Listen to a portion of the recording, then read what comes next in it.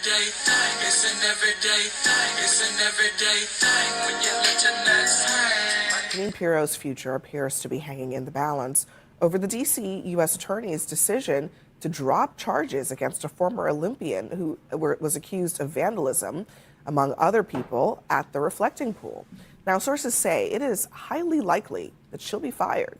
Another administration official described the president as blindsided by Pirro's reversal, which instead blamed a botched renovation by the contractor and criticized the Interior Department. Interior Secretary Doug Burgum pushed back hard on that, and we're told that Burgum and Pirro met with Trump at the White House this evening. When pressed by reporters about her future at a signing earlier today, the president didn't hold back. Jeanine Pirro made a mistake. There was vandalism. Frankly, I think she choked because the judge was really vicious. Instead of going after the people that did it, the judge went after her and went after her department. And I guess she choked. I don't know what the hell happened. I was disappointed with Jeanine Pirro, really disappointed with Jeanine Pirro. She folded like an umbrella. Once again, we are through the... She folded like an umbrella? What did she fold to? The evidence? Oh, because she didn't do what Donald Trump wanted her to do.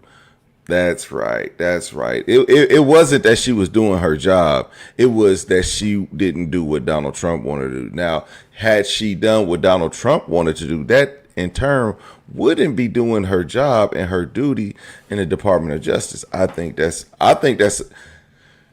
mean, if she gets fired, I mean, HR has to be all over this. I mean, this is an HR nightmare.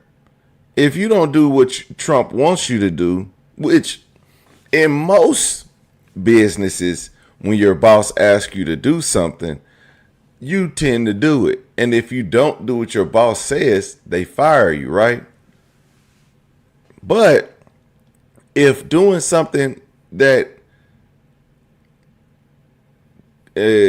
could be criminal and affects another person's life, do you think it's wise to do that? And guess what? As soon as everything falls down, Trump will throw you under the bus. As soon as you get caught, Trump will say, oh, well, she did that. I didn't ask her to do that. But then you go back videos and you can see, oh yeah, I think she'll do this. You know that he been putting pressure on the DOJ to indict these people. He been putting hella pressure on them. Just basically telling them without telling them, if you don't do what I say, you're going to lose your job. That is an HR nightmare. The looking glass and being asked to pretend that what we know is fake is real. And Jeanine perhaps had a moment of clarity of like, we don't have a case against this man, so we cannot charge him. And now she's in trouble for living in reality in Trump world. If she had lived the lie, then she would be fine. But because she said, no, this is reality, this should not. I mean, it's the same thing with the election, the big lie. It's the same thing with January 6th. Over and over, we are asked to believe that non-reality is reality. He looks us right in the eyes. This is what dictators do, that he looks us right in the eyes and says, X is reality, and we know it's not. Yeah, so pretty much he just told y'all. That's what I was trying to get what was his name? What was that character's name? Liberals deranged. Liberals deranged. Liberals are so deranged that he put liberals in his name. Wildest thing I ever heard. Like, if I was thinking that somebody would be deranged, I wouldn't make them my YouTube name. But anyway, because he's not here, he backed out. He cowered out because he didn't want to hear the truth. This is the truth, okay? Donald Trump only tells you what he wants you to hear, and then if you don't listen to him, if you don't do what he say, he gonna have to spank you. He gonna have to spank you. Hey man, I'm not against Trump. I'm just not listening. I'm just not gonna believe nothing he tells me. If he comes to me and says, you know what, I'm going to build the biggest pool in your backyard. I'm going to build the biggest pool. How big you want it? I'm like, don't talk to me. Because for some reason, I think you're going to tell me something. You're going to spend the tax dollars on it, and it won't be delivered. And then now I just got a big hole in the back of my yard. I'm not going to listen to it. I'm not going to believe it. But y'all will. I just choose not to. Now, the Dow Jones had hit record numbers. It closed their record numbers today, though. So, hey, you know, if your 401k is doing great, if you have one, you know what I'm saying? Your 401k is doing great. But I just won't listen to them. Anyone want to dispute that? Well, not really. I mean, the difference, though, between the dictatorship that you're describing and this is courts of law, where evidence rules. And if you can't produce sufficient evidence, you get uprated by a judge and you lose the case. It wasn't just this guy. It was 3 others whose cases were dropped today. And the statement from the District of Columbia Attorney's Office said it's a botched installation. Just giving up. The entire narrative that we were told for weeks was not true. And it's not like this is as egregious as those prosecutions were. This isn't James Comey. This isn't Letitia James. To the average voter, those, as egregious as those prosecutions were, those people were in the game. These were civilians. They were just passersby. This could happen to anybody. It's the sort of thing that could have the possibility to really get more attention than it deserves, because a lot of people are going to say, listen, that could happen to me. Yeah, and I think also it's worth noting that this is not the first time that Jeanine Pirro has been pressured by Trump to do something, and then the thing basically falls apart when there's no evidence. Remember when she was trying to criminally prosecute the Fed chair, Jerome Powell, over a renovation of the Fed building? Remember when the sandwich thrower was slapped with a felony and that case fell apart in a grand jury? That's just one of many other cases that she's brought since in the limited time she's been in this job to try to pursue Trump's ends. And to Teresa's point, I mean, this is like a fictional thing that Trump has basically made up, and he is convinced that it's real, and he wants everybody around him to as well. And it looks like Doug Burgum is indulging him. Well, I, for one, was really hopeful we would never have to talk about the reflecting pool ever again. Here we are. Sorry, he Look, won't let you. Of course, you don't want to hear the truth. He don't let you, Lydia. Sorry. Jeanine Pirro is doing her job. You know, she's going where the evidence leads, and we'll see what happens. Trump tends to be more loyal to his people he's known a long time, so I'm curious to see how this plays out. But Jeanine Pirro is doing her job over this. What does that mean?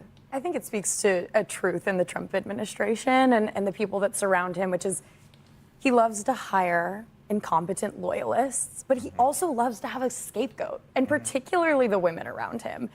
Ooh, you hear that?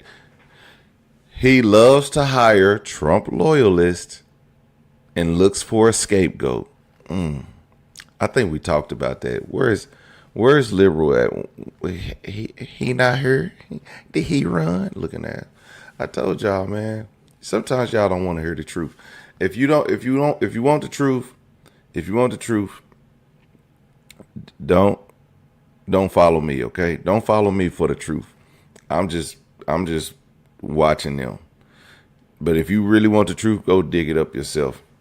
We just watching them. But I will not be lied to, and I don't want y'all to be lied to. So it is what it is. If y'all got something that y'all want me to look up and say, that sounds suspicious, look it up, I will look it up. And if it's true, AI will tell you. If it's false, AI will tell you. Because AI just told me about, let's see, Jerome Powell was never charged with any crime. The Department of Justice issued grand jury subpoenas regarding the multi-billion-dollar renovation costs to the Federal Reserve's headquarters and its congressional testimony about the project. However, prosecutors dropped a criminal investigation on April 24th, 2026. Okay? Trump is upset about that. About multi-billion-dollar renovations. At the same time, we're having $1 billion renovation at the White House right now. Nobody's questioning anything. this is sort of a theme that I've been tracking, whether it was Noam or Gabbard or, just... She left on her own accord. Yes, yeah, that's right, Bondi. But I think there's this trend with Trump where he creates his own problems, but he also creates his own teams. And when people fail to fall in line or fail to execute on almost an impossible task like defending this, he's unafraid to throw them aside. I think I agree with all that. I guess I would say, to Noah's point, the real problem here is that Jeanine Pirro had to appeal to a court of law. She had to present facts. And of course, the court recognized that this was a lie. And so, she had this impossible task, which was to acknowledge reality or lie to a court, which is just technically illegal, even for the Justice Department. And so I think the truth of this whole situation is, of course we're asked to live in unreality, but the thing that's more dangerous here is that the president is willing to fire his own people in order to have willful prosecutions that are just totally made up against innocent, basically bystander civilians. And that is a weaponized DOJ. That is dangerous. That is something a dictator would do if they weaponize the justice system to work in their favor. I don't think that's good for America. I think Americans require due process, which I'm going to tell y'all, that was one of the biggest complaints about Joe Biden's administration, and even before Joe Biden, even during the Trump administration, even during Obama's administration, the catch and release. The catch and release. Basically, if you make it onto American soil, you get due process. So they were catching these criminals or these immigrants, illegal immigrants, and giving them court dates. They wasn't showing up. Okay, so a lot of people took a lot of heat for that. Donald Trump, basically, let me see what 5.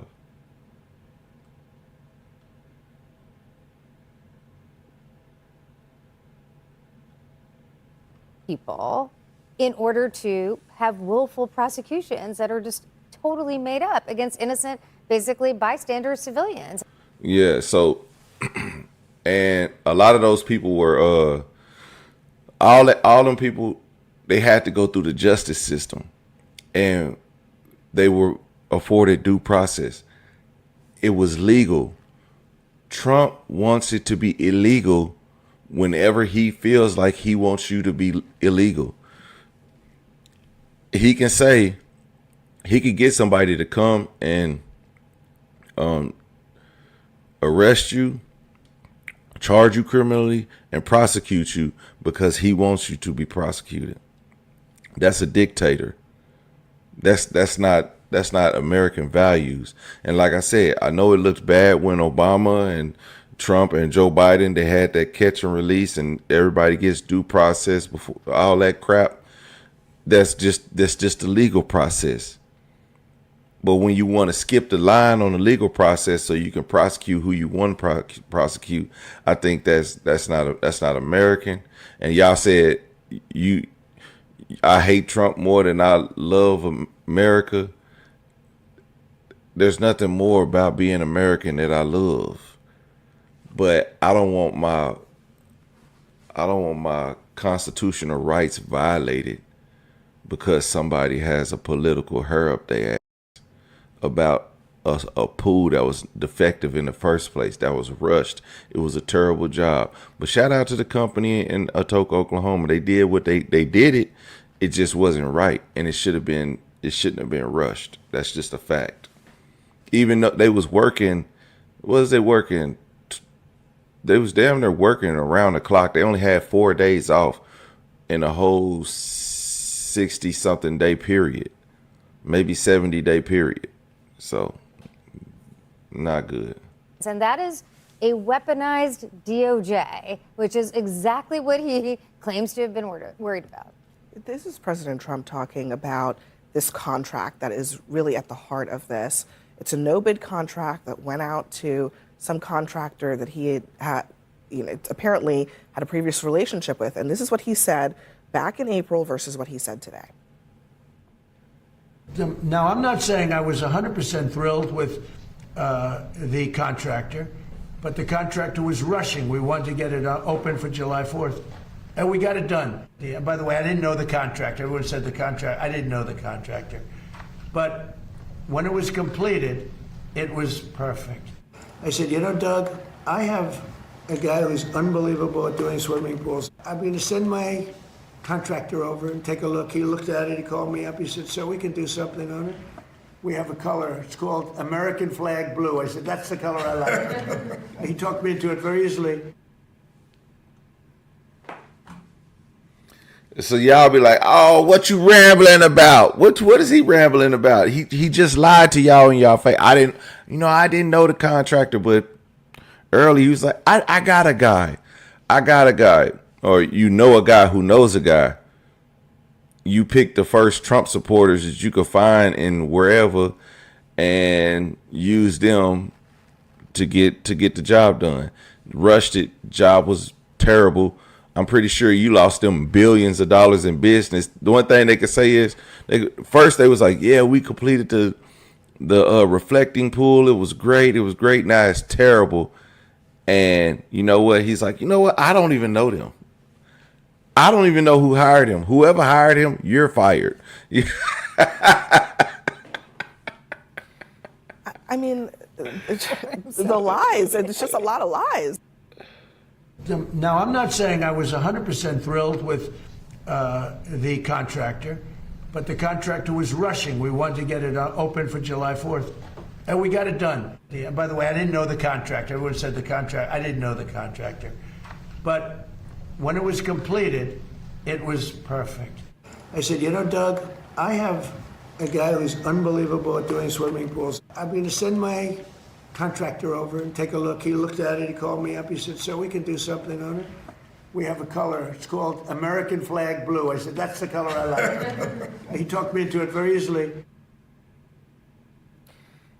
I mean, the lies. It's just a lot of lies. It is. From 1 month to another. But he's supposed to be a builder. Whatever we think of him politically, he should be able to build things, right? He should be able to work with contractors to get what he wants, right?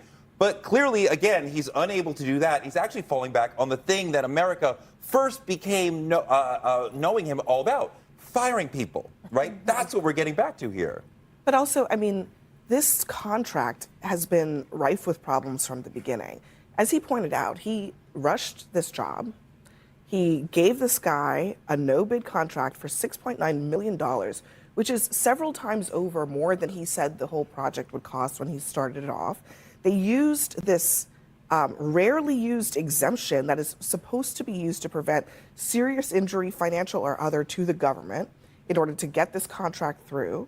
So I guess it shouldn't be a surprise to any of us that the president cutting corners on this project and elsewhere, by the way.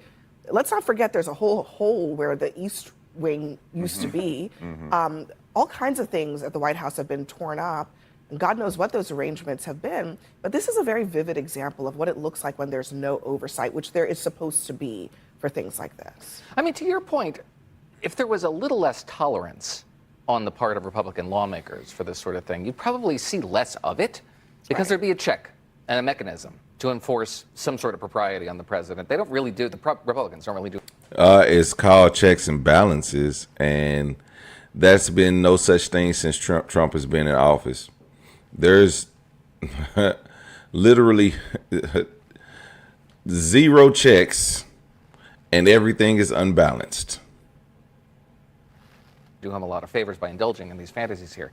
But the misuse of taxpayer dollars, as bad as that is, doesn't rise to the level of the abuse that we've just seen, charging of private citizens with crimes that cannot be proven in court, much less probably an indictment sought before a grand jury. These indictments were simply handed down. So I think we're talking about apples and oranges here, and those oranges are really, really bad. The apples are just I would agree with bad. I would agree with that, because I mean, I think that the damage that is being done to regular individuals is the story here, and also Trump's willingness to weaponize the federal government to pursue his imaginary aims is what this story is about. That's scary. And we did watch in real time as this renovation happened. I mean, people were documenting it on their runs on TikTok. And it came as no surprise to us when the paint started peeling up and the algae blooming. But, you know, I want to uplift something that I was seeing as a narrative online, which was people were saying, you know, this is my paint chip.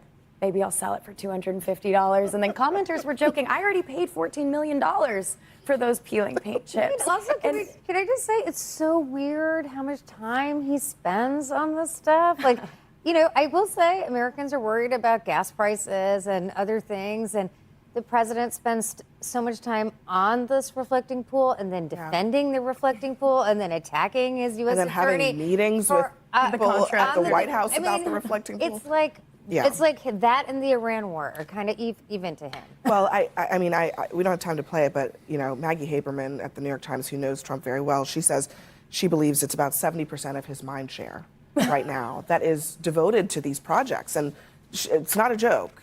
She's being very serious. And when you look as he ages, when you look at there his is less public mind share to go comments, around. How much of his time actually goes into the renovation now? A lot. If you looked at like a chart of his mind share, like this I will say about getting into his mind, like 70% of it would be on his renovations. It's a legacy thing, but I always think of legacy with him different than the way we usually use the word legacy. It's not what am I leaving behind for the world, it's what am I leaving behind so the world can't kick me off the world or deplatform me or take my name off buildings in Manhattan or take away my Bronx leased golf course, you know, or debank me. It's what can I do that cannot be taken away? Yeah, how can I create monuments to myself? Correct. I mean, he literally said that when Ed O'Keefe from CBS asked him, he noticed the arch, which he's calling the Arc to Trump.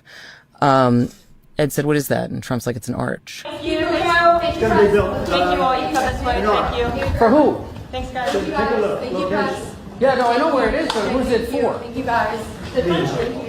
But it is all monuments. Can you tell the Macron story with the arch? I'm going to F this up a little bit, but he, in a meeting, he calls, so one of the things he was musing about was, like what should go on top of the arch. And it was like, should he put a gold version of like the fight fist from Butler up there?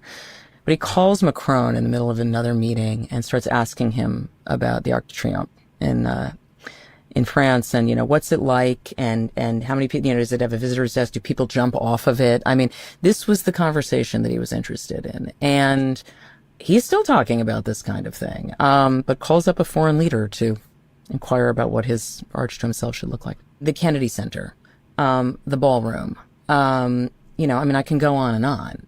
you can just look at his public comments. How much does he talk about this stuff? It's really almost every single day. Many of them have been quite successful in cleaning up the It fountains. literally doesn't matter. Why does he It's care about the that much? priorities. Gaudy and tasteless, the gold in the Oval Office, outside of the Oval. Again, it's not a left-right thing. It's just disgusting. It's just tasteless. Yes. They even mentioned that it was like he was thinking about putting a gold fight of himself up there. That is crazy. Talk about a narcissist, man. But y'all, hey, listen, I myself personally will always question anything that anyone does that will affect me in some form or fashion. Like when it's federal, it's more or less like tax dollars. You know what? Where are my tax dollars going into? Who is whatever they're deciding to spend my tax dollars on? I just like to see it. You know what? When this reflective pool gets built, guess what? I'm going to see it. I pay for it. I have a pay in it. Even if it was 1/10 of a cent, I don't care. I'm going to see it. Okay. As everyone should. If you're an American citizen, you pay taxes, you should go see where your tax dollars are going. So let's not act like I won't never go, because I'm going. Okay? When they built this arch, I'm going. When they built this ballroom, I'm going. Okay? Because private citizens aren't paying for that ballroom. No, they were never paying for that ballroom. People donated to that. Your money good as spent, okay? It is not going towards the ballroom. But you know, I'm glad you thought about it. You know, it sounded like a good. It actually everything President Trump has said he would do always sounded good from the beginning of his presidency in the first term. It always sounded good. I'm not taking money from APAC and all them. I'm not. I'll give away my presidential salary. I'll build the wall. Build that wall. Build that wall. That was such a great slogan, right? Which there's some wall being built, of course. It's costing taxpayers, so I'm going to go see that wall, okay? That's like the Great Wall of America, not like the Great Wall of China. It's the Great Wall of America. Why could, like, the Great Wall of China was built for the same manner to, you know, divide sides and stuff like that and keep people out. And, well, our wall it's not great at all. It's not great at all. It's not something that people would want to go visit. It actually looks terrible, and the only people that are visiting is coming from the South. Okay. The only people that I know that have seen that wall are actually coming from. Actually, I tell you, I have seen the wall. Yeah, I seen the wall when I was in was it El Paso? I don't know. I was driving to Arizona. This was during COVID, and I had to drive. I had to go through Dallas and go through West Texas because they had the highway shut down on I-40 in New Mexico. Was it New Mexico? It might have been New Mexico, but anyway, by the time I would have got there, it would have been nighttime, so I had to go the other way where I would at least see something. And what I did see was Mexicans running across the street looking at me. Now, I didn't want to drive on no Indian reserves because they said it takes you, you know, another hour and a half out of the way. You'll be driving in the countries of, but it said it's a well lit area. But anyway, long story short, I stayed some time down in Arizona. And coming back, when I went back through there, they even had the exits blocked off. They even told you need to stop and get gas right now because you cannot stop in the next town. That's how bad it was. So anyway, when I had to drive through there, I had to drive south through Dallas, on through West Texas. I went to, I think it was El Paso. I can't remember where it was, but anyway, somewhere out there in West Texas, and it says, you know what I'm saying, don't stop and pick up nobody, all this stuff. You saw the wall. You actually saw the walls that they were building. And they were already up. It was walls there. And I was like, this is crazy. But just on the other side, like in some parts, it was just a gate separating Mexico from America. It was just a gate, literally just a gate. You could see a whole town on the other side of that gate. So I didn't understand how we don't have people coming back and forth through Mexico, because literally it was on the other side of a chain link fence. So it is what it is.